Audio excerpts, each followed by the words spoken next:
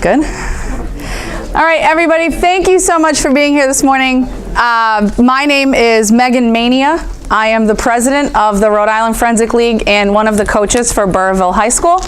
And today you're all here because you thankfully have volunteered your time. For each one of you in here, there are 4 kids in the cafeteria who get to participate today. So we thank you very much for being here today with us to judge parliamentary debate. And I will give you a judges meeting. Don't panic. I see a lot of new faces. That's always great. It really is simple, but it is kind of like describing baseball to someone who's never seen a baseball game. But after first round, it's all going to make perfect sense to you. And then when your kids come home at the end of the day with you and they're telling you all about their rounds, now all of a sudden everything will make sense to you, what they're saying about how their day went.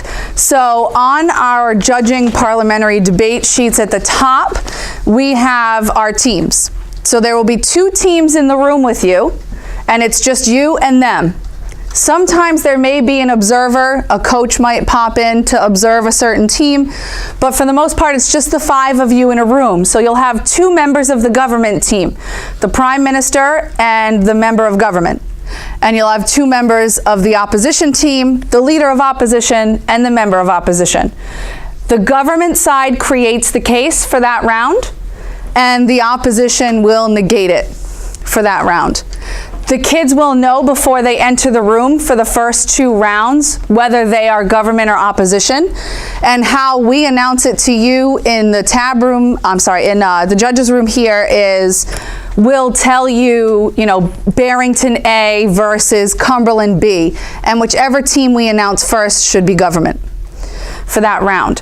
So once you enter the room, when we assign you the room in the building to go to, you'll sit there, the teams will come in, or you might come in and the teams are already there. The kids should write their letter designation at the board, so they would write Cumberland A, Barrington B, and write down their names next to which role they are going to play for that round. So, Prime Minister, and then the student's full name, first and last. We will have ballots for you that you will fill in that information on, and we'll talk about that in a few minutes. So when you enter the room and everyone is there, the opposition gets 5 minutes to brainstorm for the government's case. So the government will tell you which resolution they've chosen, and then they will tell you the case topic, and the opposition gets 5 minutes to mull it over and kind of brainstorm how they're going to attack that case. So during that 5-minute time period is when you can fill out certain information on your ballots, the students' names, what room you're in, etc. After that 5 minutes is up, we're going to start the round officially. So if you look down where it says before the debate, there's a little phrase in italics. It says, "I now call this House to order and call upon the Prime Minister to present his or her constructive speech, not to exceed 7 minutes plus a 30-second grace period." That's really the only thing you're going to say for the entire time. In between each speaker, that's it. That's what you're going to say. You're going to recognize the next speaker to come up to the podium. So to begin the round, that's exactly what you're going to say. And you'll notice underneath that it says during the debate, and there's a little chart here with times on it. So the Prime Minister speaks for 7 minutes and they're allowed a 30-second grace period. After the Prime Minister gives his or her speech, you would finish writing down whichever notes you may have been taking, and then you're going to call up the leader of opposition saying the same thing. "I now call this House to order and call upon the leader of opposition to present his or her constructive speech not to exceed 8 minutes with a 30-second grace period." And that's how the round itself will flow. You'll go through each speaker and you'll notice in the chart, after the member of opposition's constructive speech, the leader of opposition gives the first rebuttal. We call that the negative block. And then the final speech of the debate is the Prime Minister's rebuttal. And you just follow that chart exactly. When the students begin speaking, you might want to look at a clock, your phone, your watch. The clock in the room is fine, just to get an idea of when they begin speaking. So that way you can also keep track of time, because later on we'll talk about points of order and points of personal privilege, and one of the points of order is if someone goes over their time. So you want to make sure that you are cognizant of exactly how time is passing in each speech. If one of the debaters goes over time and you notice it but nobody else does, don't stop them. Unless we're starting to creep up on like 10 minutes, then you might be like, wrap it up. You might give them a little signal. That's totally fine. But don't stop them at 8 minutes and 31 seconds because they've gone over their time. So some of our key terms, now that we know the structure of what's happening, is we give the students resolutions. So an example of a resolution would be, that's the way the cookie crumbles. And from that resolution, the debaters are asked to create a case. They can create what we call fun cases or serious cases. They can debate about what is currently happening in politics, or they could literally debate about cookies. It's okay. Because our goal here is to help them with their speaking style, to help them be able to create arguments, refutations, and to speak eloquently, so forth and so on. So it doesn't really matter to us as long as the case is appropriate. We don't want them to talk about anything that would make you uncomfortable to listen to for 45 minutes potentially. That is something that is not conducive to our mission here to increase their public speaking skills. So an example of a case that would probably not be appropriate would be, all homeless people should be ground up into meat and sold. We don't advocate murder. We're not, we're not part of that mindset. So that's not really an appropriate case. But they could debate Spider-Man is the greatest, comic book hero of all time. That's totally fine. And the other team, our whole goal here is that most things are common knowledge. Our rule of thumb is anything a high school freshman should know or would know, anything that's been in the news, the media, nowadays we have the benefit of social media. You see things all over Facebook, Snapchat. You can read articles on any platform now. People post them to Twitter, etc. Anything that the common people have access to for knowledge is totally game. So comic books are out there in the world. If you just haven't read them, too bad. But luckily, we live in a world where they remake superhero movies every year. So you've at least seen one Spider-Man movie, so you know who Spider-Man is. So the other side, even though they might not be 100% knowledgeable on the topic, is still expected to debate it. So the kids would make a case. So the resolution, that's the way the cookie crumbles. Let's say their case is Chips Ahoy cookies are better than Oreos. They would have to define their terms. So they would have to define what a Chips Ahoy cookie is. They would have to define what an Oreo is, etc. They might lump words together. They don't have to define each word individually, but they will define their terms. If the government team does not define their terms, the opposition can come up and logically redefine them. So one of our most common examples here is students oftentimes talk about what they experience most, and that is school. So some of their cases would say, students should be able to do this, or students should not be able to do that. If they do not define the word students, to say K through 12 or 9 through 12 or 6 through 8, the opposition can come up and redefine that. So if the case is students should be allowed to leave school for lunch, but they never define students, the opposition can come up and logically define students as kindergartners. It's a logical redefinition of the word. It makes sense. They can't define students as gummy bears, but they could define them as kindergartners, and then we've changed the entire case, but because the government did not do what they were supposed to do and define their terms.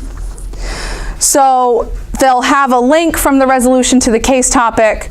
They will define the terms in their case topic, and then they will jump into their contentions. The government should have 3 contentions. And the government's contentions are really the only contentions we're going to be looking at throughout the rest of the debate, because the opposition will oppose those contentions. They shouldn't make brand new ones. They should use the government's 3 contentions. So if our case is Chips Ahoy's are better than Oreos, one of my contentions might be chocolate chip cookies are classic elegance. And underneath that contention, I'm going to give you all the examples of why a classic cookie like a chocolate chip cookie is just better than every other cookie, especially Oreos. And when the opposition comes up to refute what I've said, they should say, and the government's first contention was Chips Ahoy chocolate chip cookies are classic elegance. Now, Madam Speaker, Mr. Speaker, I'm here to tell you that really Oreos are classic elegance, because even though Chips Ahoy or chocolate chip cookies might have come first, it doesn't mean they did it best. And they're going to go through and tell you why everything I told you under my first contention is totally wrong. And they will do that for all 3 contentions. Specific knowledge is a burden that only falls on the government team. Specific knowledge is using statistics and things that the average college freshman would not know. So a statistic like 50% of all marriages ends in divorce is pretty common knowledge. We see that on the news. We talk about that in daily lives. We know that a majority of marriages, half of marriages, can possibly end in divorce. But if I start my government case and I'm talking about 25% of women between the ages of 34 and 54 experience symptoms of X, Y, and Z be due to genetic marker, blah, blah, blah, blah, blah, blah, blah. That is very specific. And that is not allowed for the government.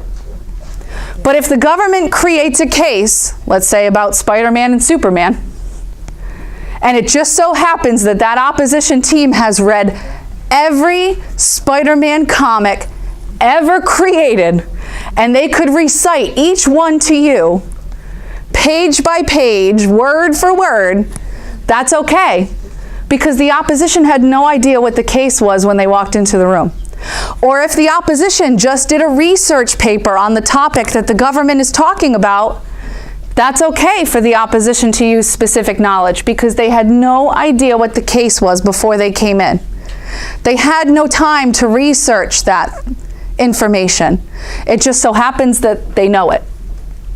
So the burden of specific knowledge falls on the government, and it's up to the opposition to call them on that. And we'll talk about points of order, points of personal privilege. If you flip over the page, we talk about clash. We encourage our students to create cases that invite clash. We want you to sit through a great debate.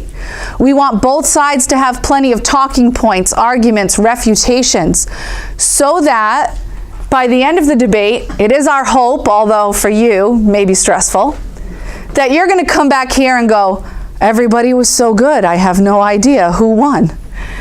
And that's our hope. We want you to come back and say, wow, that was great. It's going to be really hard for me to decide who convinced me. You know, was it Chips Ahoy or was it Oreos? I don't know. I can't tell anymore, because everybody spoke so well and has such great arguments. That's what we encourage the kids to do. It doesn't always happen. Some of the kids get nervous and they panic. We have a lot of novices here today. It's only their first or second tournament. So they're going to be really nervous. They're not going to speak for 7 minutes or 8 minutes. They're going to speak for less time today on the novice level, and that's okay, because they're still learning. So they might create cases where they go, well, the other team will have nothing to say about this. And that's going to be not a great debate. An example of a case that they would have to debate, but it doesn't invite a lot of clash: people should not drink and drive. It's illegal to drink and drive, so they can't make a case that says drunk driving should be illegal. It already is. That's status quo. But they could say people should not drink and drive, because unfortunately we all know people do choose to do that. Now, it might put the opposition in a very uncomfortable position, because as novices especially, they're going to sit there and say, so do I have to say people should drink and drive? There are other ways to argue against that case, but it doesn't invite a lot of clash. And it's not going to be a very good debate round for anyone, even the government, who said, wow, they'll have nothing to say about this, so clearly we'll win. Well, no, you won't. Because it's going to be a bad debate round overall, and the burden falls to the government in most cases. So we encourage them to create that clash, but some of our kids here today are still learning, and it might not always be perfect. As far as counter contentions, negative philosophies, alternative proposals go, those are things that you will mostly see at a varsity level. The novices are still learning. They may attempt to do one of these three things, but they might not do it as well as varsity members who have practiced at it. If a team offers a counter contention to a case, it's like their negative argument that overall encompasses their side of the debate. So they might say, our counter contention is that Oreos are the greatest cookie of all time. And they're going to summarize their entire argument and then probably go into the government's contentions after that. A negative philosophy is kind of an overarching statement. It almost sounds like it could be a resolution on its own. So if, the resolution is that's the way the cookie crumbles and we're talking about cookies, the opposition might come up and say, if it isn't broke, don't fix it. And you know what? Oreos is great. I see more packages of Oreos on the shelves than blah, blah, blah, than Chips Ahoy or any other cookie. And it's kind of an overarching statement that they want you to keep in your mind so that you kind of actually forget what the government's talking about and even forget their resolution that they chose. So maybe that negative philosophy is going to stick in your mind. An alternative proposal would be something maybe for that drunk driving case. So if the government's case was people should not drink and drive, the opposition might come up and say, you know what, the government's case doesn't take it far enough. We think that we do need a solution for drunk driving, but they're not going far enough to solve the problem. And, our argument is that alcohol should just be illegal. And they might go that route, that alternative proposal. The government's not taking it far enough. We need to go a step further, and here's what we actually need to do. We can't trust people to monitor themselves and to be responsible drinkers and drivers. We have to just ban alcohol altogether. So they might do that route. But you'll probably only see that at the varsity level. You might not see that at all on novice until maybe the end of the year, when they get a little bit more comfortable with all of the other procedures and things that we're trying to teach them right now at the beginning of the season. So after the debate is over, you've gone through all these things, you've heard these buzzwords, clash, contentions, resolutions, etc. The debate is over. The students will shake each other's hands, say thanks, good luck, see you later. They will probably shake your hand. As we get further into the winter season and germs are going around, the flu, etc. If you do not want to shake hands, that's fine. You can offer them a fist bump if you want, or just be like, nope, I don't shake hands, but thank you guys, because we teach them to thank you for your time during a debate round. So they will thank each other, they will thank you, they will then leave the room, and you are left there hopefully stunned. Hopefully you have no idea who just convinced you that they won because everybody was so great. And you'll start to head back this way and fill in a speed ballot and your comments, and we'll talk about that in just a minute. We ask that you do not tell the kids who won or lost. Don't give them any critiques, because the entire time they were speaking and looking at you and, Madam Speaker, Mr. Speaker, and, discussing their arguments with you, they were analyzing everything you did. Did you blink? Did you yawn? Did you look up at them? Did you write down what they said? Did you not write down what they said? Do they feel like they won? Do they feel like they lost? So even if you give them a nice compliment like, wow, you guys all did a great job, they will analyze that back in the cafeteria for the rest of the day.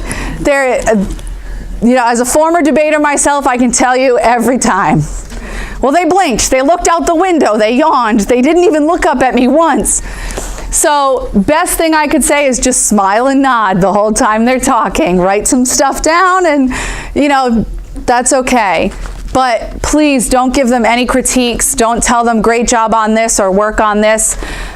They will get all of the ballots at the end of the day. So they will see your comments and they will know how they do before they leave the building. We do an award ceremony and every coach gets a printout of the rankings for the entire tournament. So don't tell them anything.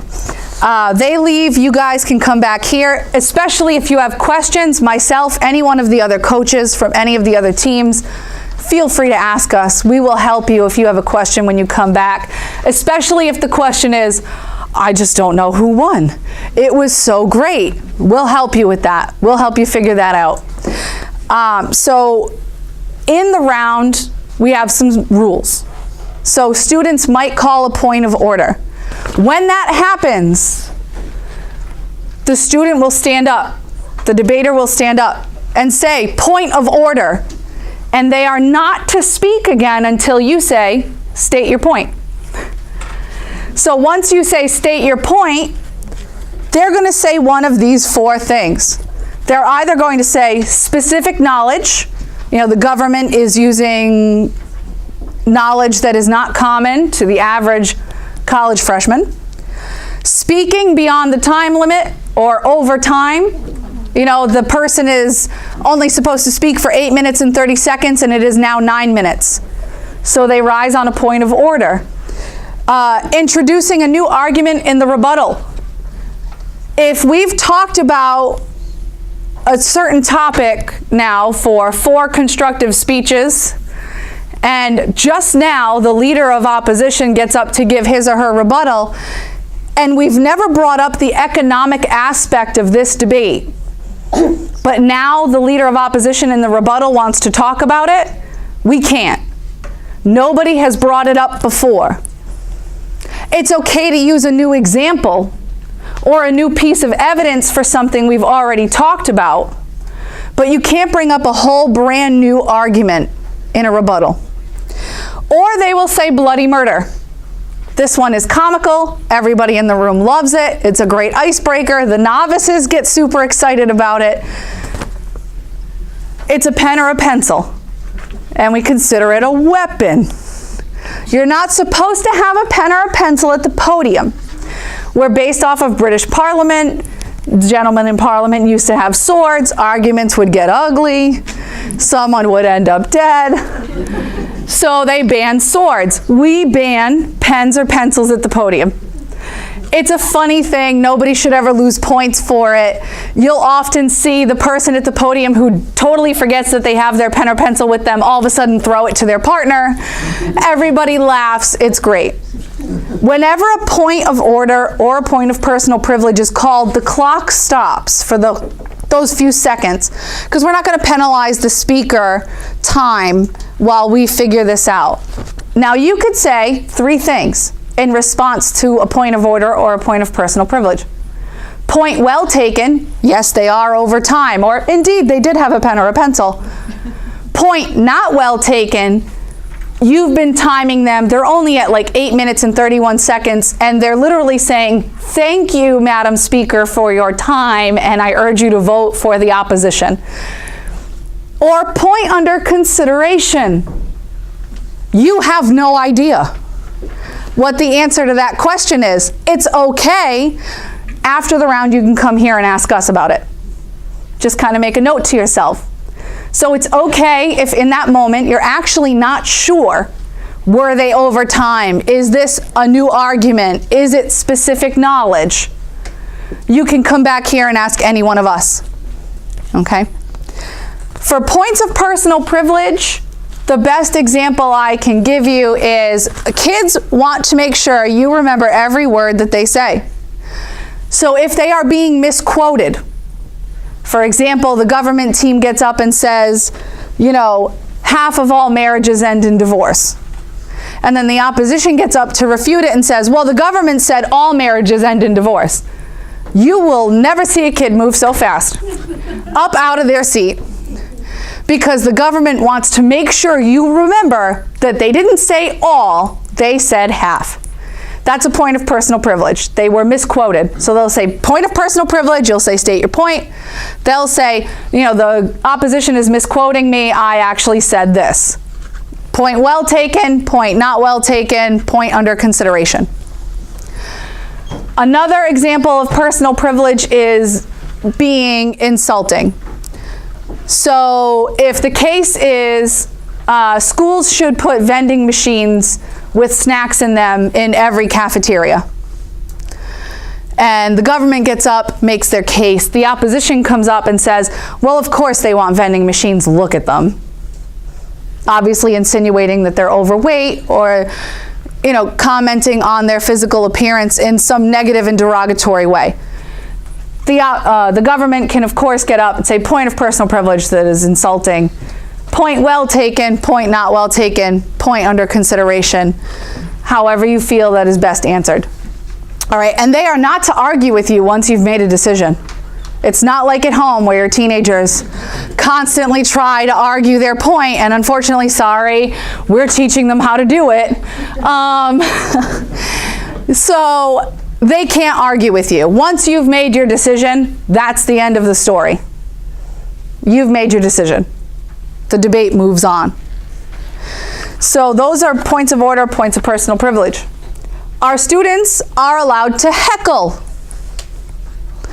So a heckle should be short, sweet, concise, typically humorous. All right, not always, but typically it could be. And it should definitely not be excessive. We should not see kids constantly screaming from their seat while the speaker is talking. But if the debate case is about school lunches, you know, school lunchtime should be extended. And the government's entire case is, well, when I get my hot lunch, you know, after I finally made it through the line, I have 5 minutes to eat, et cetera, et cetera. If the opposition is sitting there and one of them just says, brown bag, they're reminding you, even though they don't have time at the podium right that minute, that, gee, it really is just easy to bring your own lunch. That's a very good heckle. But if it gets excessive, if the kids get a little desperate and they keep trying to yell over the speaker, in that moment it is okay. We tell you, you can say, I can't hear the speaker, please stop. That's fine. But if they have a great timed heckle, totally fine. It should be very sparse. And sometimes kids get really excited, they have a good one, and then they just want to keep trying it, and we're like, no, don't beat the dead horse. Like, you did it once, it was great. Leave it at that. As far as scoring guidelines, we have a chart here for you. Our scoring ranks from 19 to 30. So a 19 is probably someone who speaks for less than 30 seconds, maybe got 2 words out, was shaking at the podium, and, you know, is just very nervous. We don't give them a 0 because we want to encourage them to come back. We want them to keep coming to us so we can help them improve on that. And I have seen it happen. You know, I've been doing this for almost 20 years now, and I have seen a lot of kids come through who were terribly nervous, who barely spoke, and they go on, you know, their second, third year of varsity, and they're winning top awards. So we want to see that happen. We want to make that happen for them. So we don't give 0s, we give 19s, because we don't want to discourage anyone from coming back. 30 is, I mean, you are beyond blown away. You don't even know how this is a high school kid speaking in front of you. How is this not, you know, someone who should be clearly running like a country or something, because they are just phenomenal, and you are like just a puddle on the floor from having, you're just like, you can't even speak straight. You're so blown away by this student. You know, our novices will fall obviously lower than that because they're still learning, and like I said, they're not going to speak for their full time yet. But we have some guidelines here to help you. Now, where are you going to put those scores? You're going to put them on a ballot. So what we encourage you to do, and we have some scrap paper up here, is before you go to a round, create a flow sheet. So if you take one of these blank pieces of paper up here, and we do have more, don't be afraid to use it, and you fold it into 4s. You now have these 4 beautiful columns, one for each constructive speech. So you can write down everything the Prime Minister says in this first column, and then everything the Leader of Opposition says to refute that in the second one, and everything the Member of Government says to refute what the Leader of Opposition said while also supporting their partner, the Prime Minister, in the third column. And then everything the Member of Opposition is going to say to refute what the Member of Government and Prime Minister said while supporting their partner, the Leader of the Opposition, in the fourth column. This will also help you in case somebody calls a point of personal privilege on a misquote, or point of order specific knowledge, or point of order a new argument in the rebuttal. This will help you because you will have had the entire debate laid out in front of you. I always write the 2 rebuttals on the back side, in case anybody's wondering where those go. I'll write them on the back. But this will allow you can write the resolution across the top, the case topic, and everything the kids say.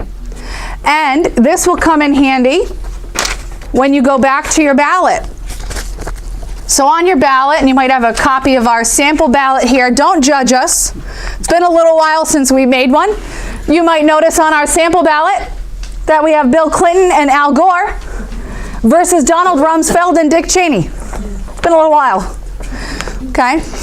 Now, on the sample ballot, you'll notice that somebody wrote varsity at the top, and they write in the letter designations Cranston West Z and Cumberland Z.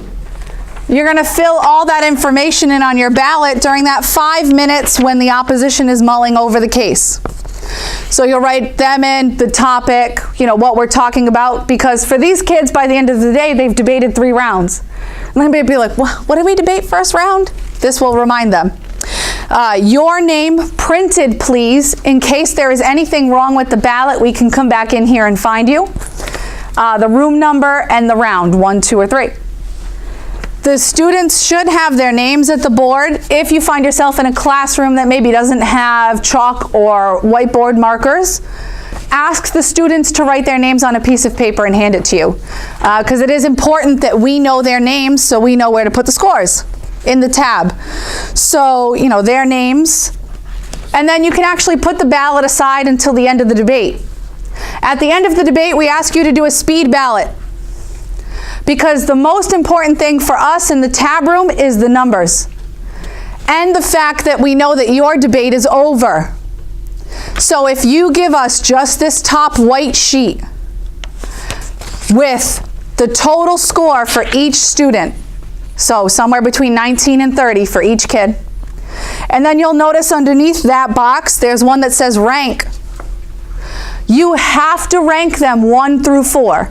1 being the best debater in the round, 4 being the worst debater in the round. Now remember, it's our hope that you're going to walk out of there terribly confused because everybody was great. You still have to rank them 1 through 4. So even if you give out like 2 28s and 2 26s, somebody still has to be first, second, third, and fourth. You have to break them on ranks. 2 people cannot have the same rank. They can have the same score, but they cannot have the same rank. So it is our hope you'll give us their total score, their rank, tally up the totals for both teams. So if each kid has a 25, that's a 50 at the bottom.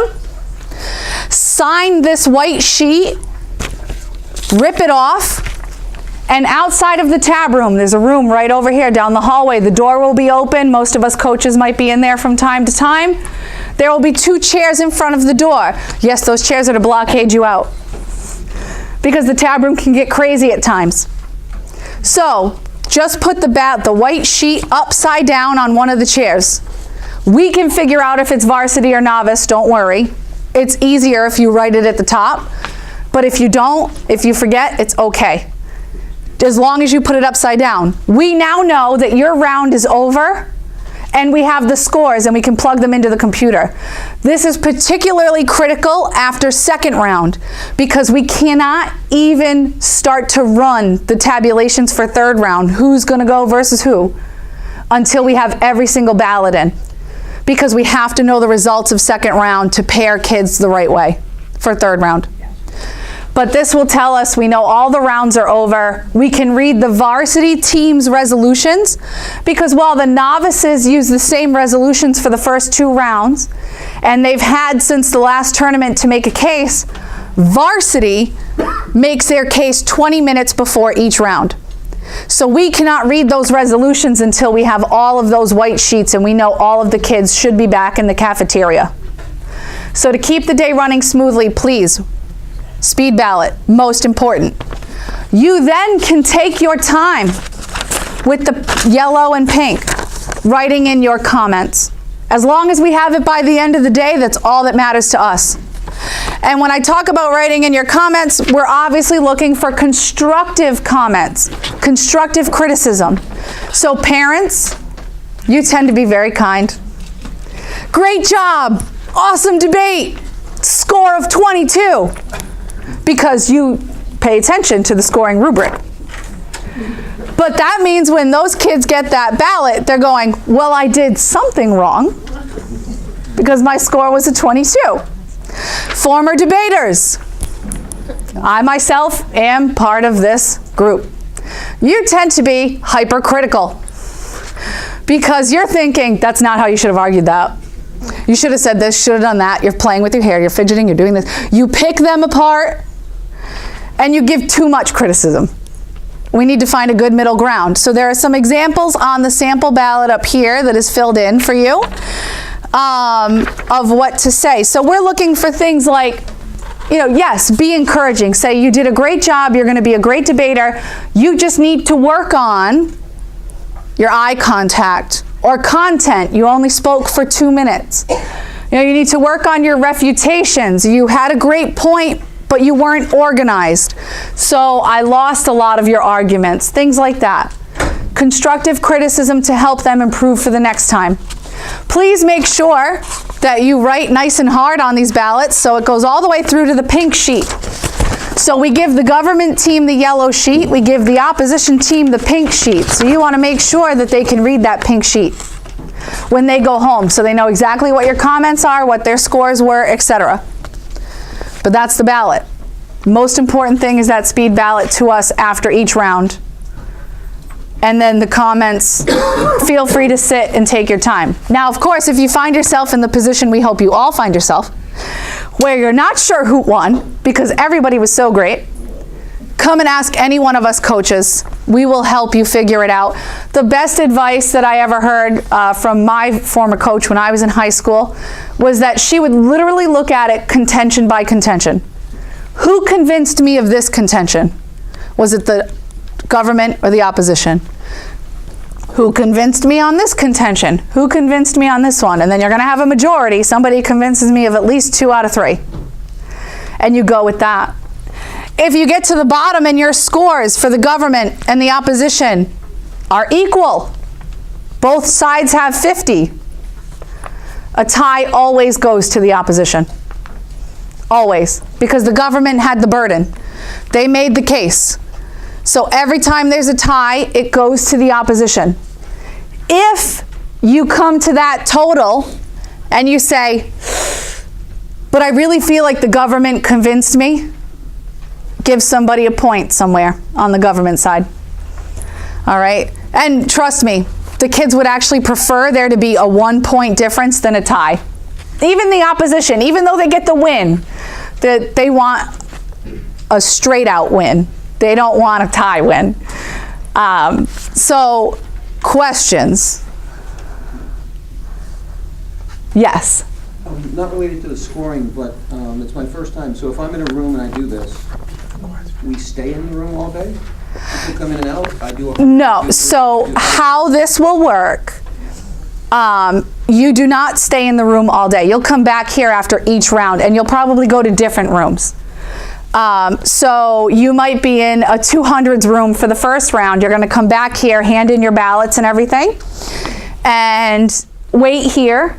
At some point, after second round, hopefully we will have lunch spread out for you. You can sit and eat lunch, fill in your comments. And then we'll tell you to go to a different room the next time we come in and assign you a round. For some of you, you might have a free round So we might need you first round, but then second round you'll have off, third round you'll be on, because sometimes we have odd numbers of teams and things like that. So you might have a free round in between. We ask that please, if you decide to leave the building, to let somebody know. Because if something happens, we need to know where you are. We don't even let the kids leave, because we need to know where they are at all times. So you would not stay in the room, you'd come back here. Any other questions? If you find that you go to a round and something happens and you're like, oh God, what do I do? Come back and find me in the tab room.